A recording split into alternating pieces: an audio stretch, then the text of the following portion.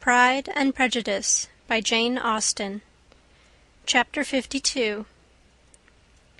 Elizabeth had the satisfaction of receiving an answer to her letter as soon as she possibly could. She was no sooner in possession of it than, hurrying into the little copse, where she was least likely to be interrupted, she sat down on one of the benches and prepared to be happy, for the length of the letter convinced her that it did not contain a denial. Gracechurch Street, September 6th. My dear niece, I have just received your letter, and shall devote this whole morning to answering it, as I foresee that a little writing will not comprise what I have to tell you. I must confess myself surprised by your application. I did not expect it from you. Don't think me angry, however, for I only mean to let you know that I had not imagined such inquiries to be necessary on your side. If you do not choose to understand me, forgive my impertinence.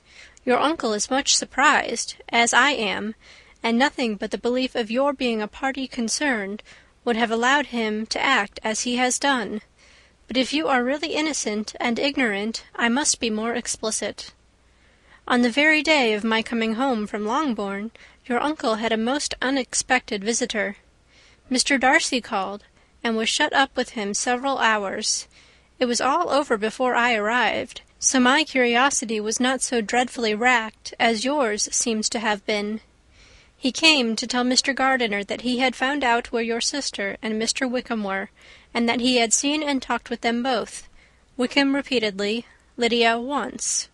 From what I can collect, he left Derbyshire only one day after ourselves, and came to town with the resolution of hunting for them. The motive professed was his conviction of its being owing to himself that Wickham's worthlessness had not been so well known as to make it impossible for any young woman of character to love or confide in him. He generously imputed the whole to his mistaken pride, and confessed that he had before thought it beneath him to lay his private actions open to the world. His character was to speak for itself. He called it, therefore, his duty to step forward and endeavour to remedy an evil which had been brought on by himself. If he had another motive, I am sure it would never disgrace him. He had been some days in town before he was able to discover them, but he had something to direct his search, which was more than we had, and the consciousness of this was another reason for his resolving to follow us. There is a lady, it seems, a Mrs. Young, who was some time ago governess to Miss Darcy, and was dismissed from her charge on some cause of disapprobation, though he did not say what. She then took a large house in Edward Street, and has since maintained herself by letting lodgings. This Mrs. Young was, he knew, intimately acquainted with Wickham, and he went to her for intelligence of him as soon as he got to town, but it was 2 or 3 days before he could get from her what he wanted.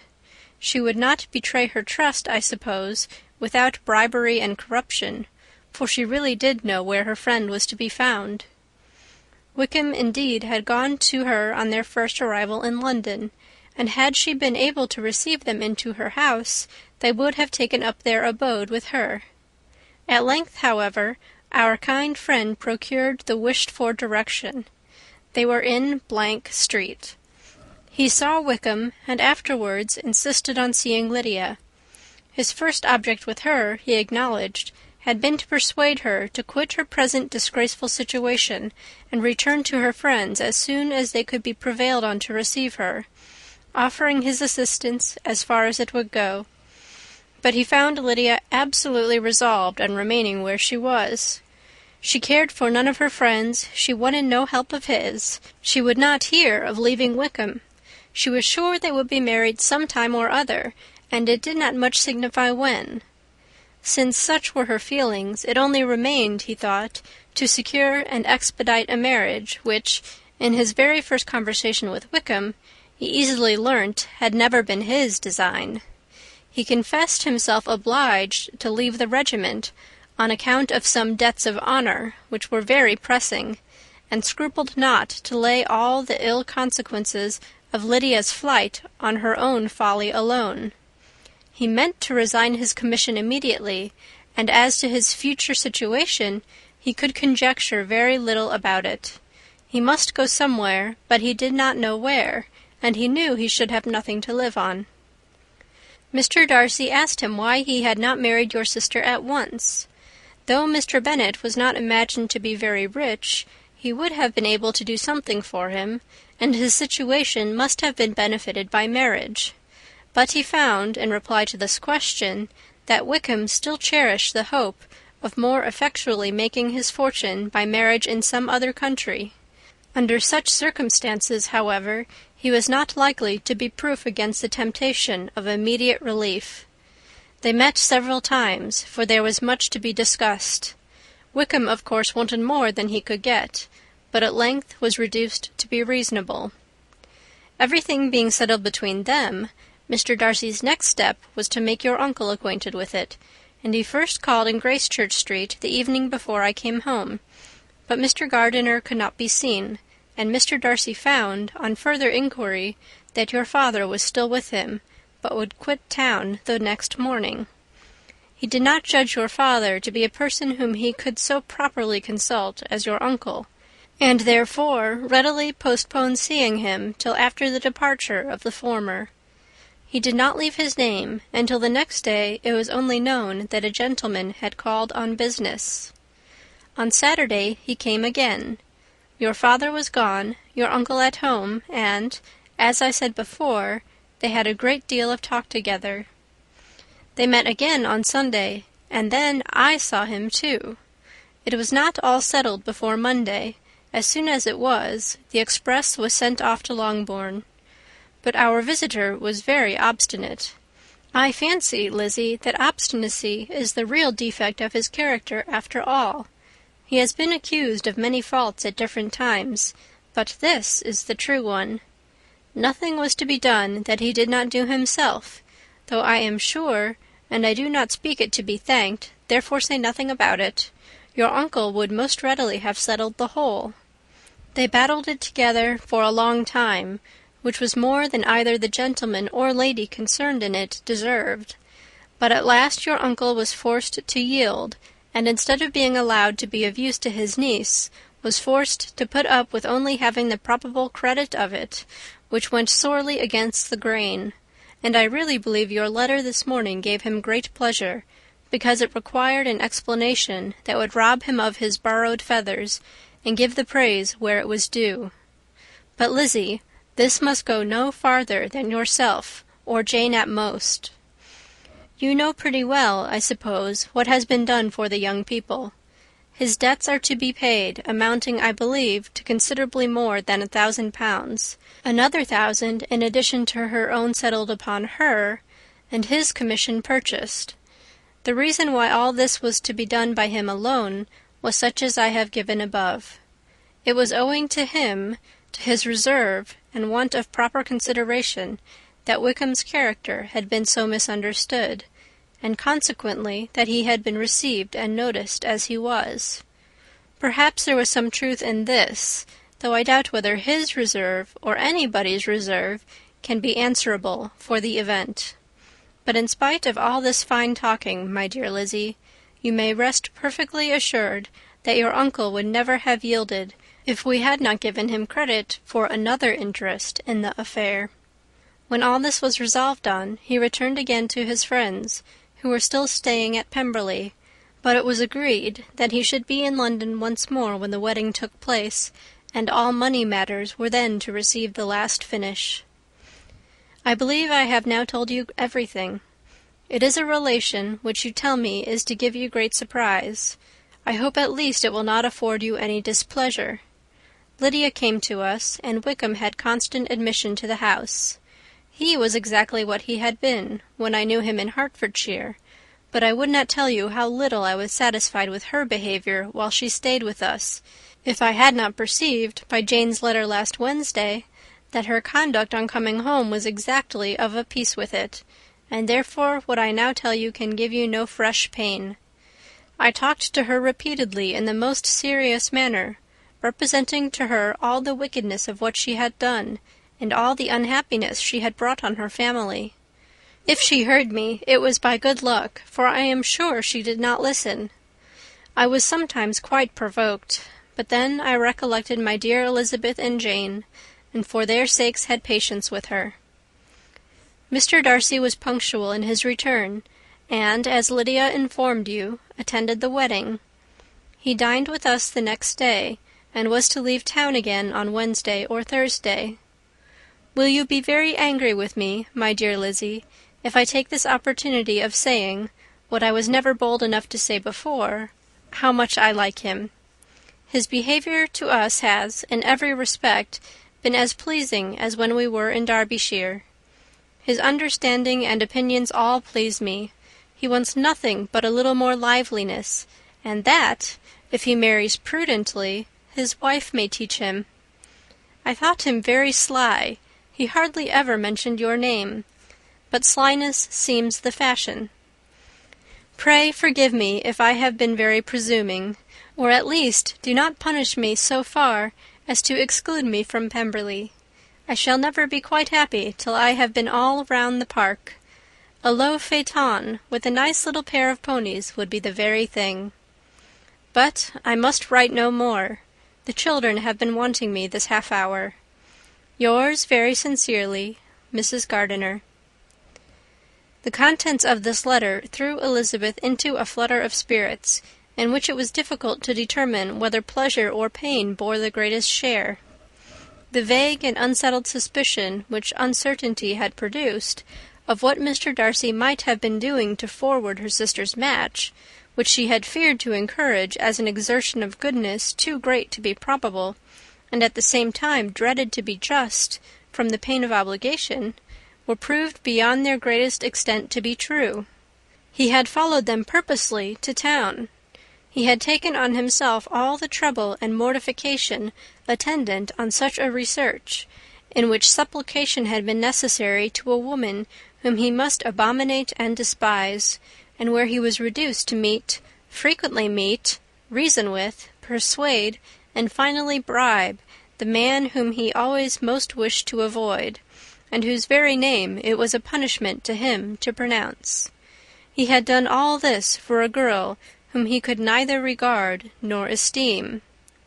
Her heart did whisper that he had done it for her, but it was a hope shortly checked by other considerations, and she soon felt that even her vanity was insufficient when required to depend on his affection for her, for a woman who had already refused him, as able to overcome a sentiment so natural as abhorrence against relationship with Wickham.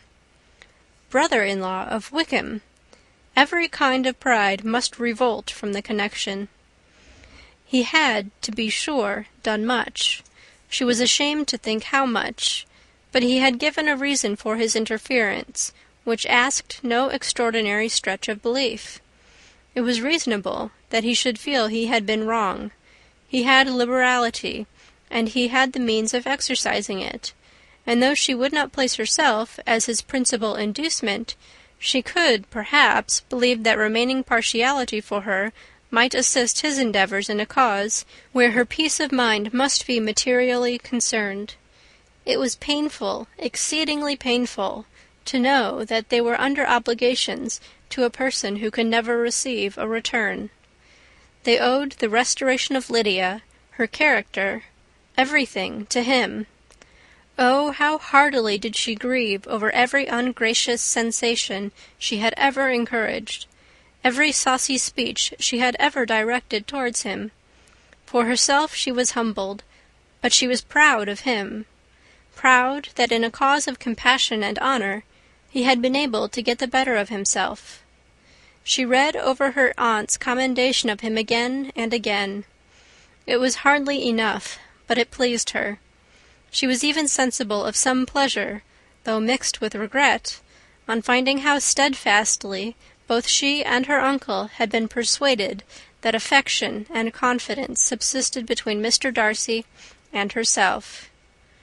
She was roused from her seat and her reflections by some one's approach, and before she could strike into another path she was overtaken by Wickham. "I am afraid I interrupt your solitary ramble, my dear sister," said he, as he joined her.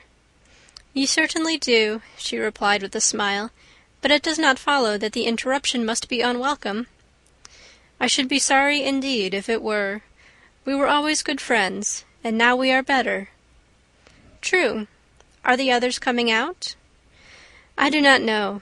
Mrs. Bennet and Lydia are going in the carriage to Meryton. And so, my dear sister, I find from our uncle and aunt that you have actually seen Pemberley." She replied in the affirmative. "I almost envy you the pleasure, and yet I believe it will be too much for me, or else I could take it in my way to Newcastle. And you saw the old housekeeper, I suppose? Poor Reynolds! She was always very fond of me. But of course she did not mention my name to you." "Yes, she did." "And what did she say?" "That you were gone into the army, and that she was afraid had not turned out well. At such a distance as that, you know, things are strangely misrepresented." "Certainly," he replied, biting his lips.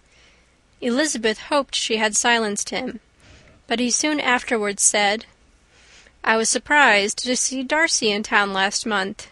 We passed each other several times. I wonder what he can be doing there." "Perhaps preparing for his marriage with Miss de Bourgh," said Elizabeth. "It must be something particular to take him there at this time of year." "Undoubtedly. Did you see him while you were at Lambton? I thought I understood from the gardeners that you had." "Yes, he introduced us to his sister." "And do you like her?" "Very much." "I have heard, indeed, that she is uncommonly improved within this year or two. When I last saw her, she was not very promising. I am very glad you liked her. I hope she will turn out well." "I dare say she will. She has gotten over the most trying age." "Did you go by the village of Kympton?" "I do not recollect that we did." "I mention it because it is the living which I ought to have had. A most delightful place. Excellent parsonage house. It would have suited me in every respect." "How should you have liked making sermons?" "Exceedingly well. I should have considered it as part of my duty, and the exertion would soon have been nothing. One ought not to repine. But to be sure it would have been such a thing for me. The quiet, the retirement of such a life would have answered all my ideas of happiness. But it was not to be. Did you ever hear Darcy mention the circumstance when you were in Kent?"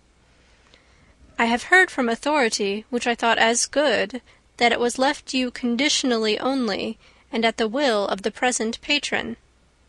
"You have? Yes. There was something in that. I told you so from the first, you may remember." "I did hear, too, that there was a time when sermon-making was not so palatable to you as it seems to be at present, that you actually declared your resolution of never taking orders, and that the business had been compromised accordingly." "You did, and it was not wholly without foundation. You may remember what I told you on that point when first we talked of it." They were now almost at the door of the house, for she had walked fast to get rid of him, and, unwilling, for her sister's sake, to provoke him, she only said in reply, with a good-humoured smile, "Come, Mr. Wickham, we are brother and sister, you know. Do not let us quarrel about the past. In future, I hope we shall be always of one mind." She held out her hand. He kissed it with affectionate gallantry, though he hardly knew how to look, and they entered the house. End of chapter 52.